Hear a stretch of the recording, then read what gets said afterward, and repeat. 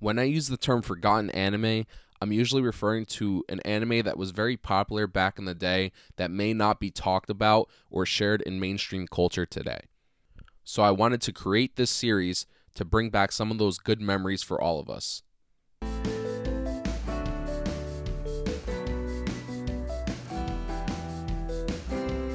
Let's go back to the year 1997. Titanic just opened in theaters. Hanson released their debut album. The Pathfinder landed on Mars. Tony Blair is elected Prime Minister of Britain. Dolly the sheep was first cloned.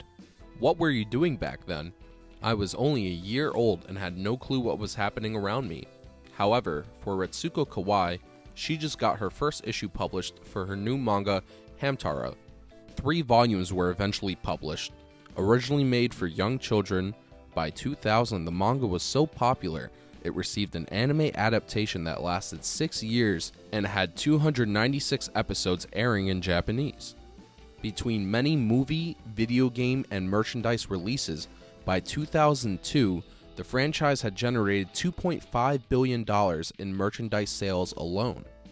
With that much success, it was time to bring Hamtaro to the West. First airing in 2002, Hamtaro aired on Fox Kids and Toonami in America. However, the series saw very limited success in America. It was still popular, but was nowhere near the success that other series like Pokemon, which came out around the same time, received. This led to the anime only airing 105 episodes in English and seeing limited releases in merchandise and video games in America. By 2004, the anime run was over in the United States, and Hamtaro slowly became just a memory to most of us. The series revolved around the eponymous hamster Hamtaro, who was owned by a 10-year-old girl named Hiriko, also known as Laura in the English dub. Hamtaro would sneak out of his cage and go on adventures. He would eventually make friends with a clan of fellow hamsters known as the Ham Hams. The Ham Hams meet at a special secret clubhouse where they would convene and go on more adventures, usually intertwined to what Laura was doing in the episode. Every hamster had a fear of water and could not swim. It would at times be a plot point in the series as well. I really like the concept of 2 different stories happening. Laura's story about trying to fit in and making friends and the trips she would take with those friends and her family. There were also many relationships between the hamsters that made for some surprisingly good drama and comedy throughout the series. I like how each hamster was very different and had their own hobbies and personalities. For example, Pepper loved to snowboard, and in the last episode of the series, she marries Oxnard. Bijou loves blue ribbons. Snoozer loves to sleep but occasionally wakes up to give sage advice to the group. There's a love triangle between Boss, the leader of the Ham Hams, who has a huge crush on Bijou. Bijou has a crush on Hamtaro. Hamtaro is only out here trying to be friends with everybody. Like, he doesn't want any relationship at all. He just wants to hang out and have fun. There's a ton of adventures they go on, meeting new hamsters, meeting new people, and making new friends along the way. Now, I'm not going to lie to you, Hamtaro's probably not at the top of the list of my favorite animes, but to me, Hamtaro was a really fun anime. At the time that I watched it, I didn't know the difference between anime and cartoons and would occasionally watch the series.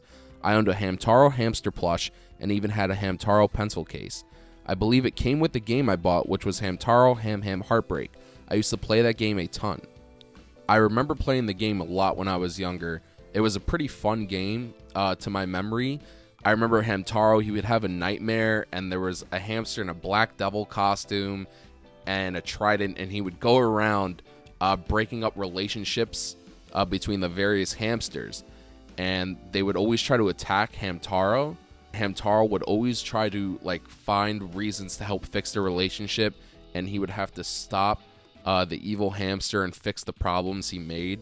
And he would have to mend the relationships. It was a pretty silly game when you think about it, but overall I had a really good time playing it. I remember it was a game I played actually a fairly good amount.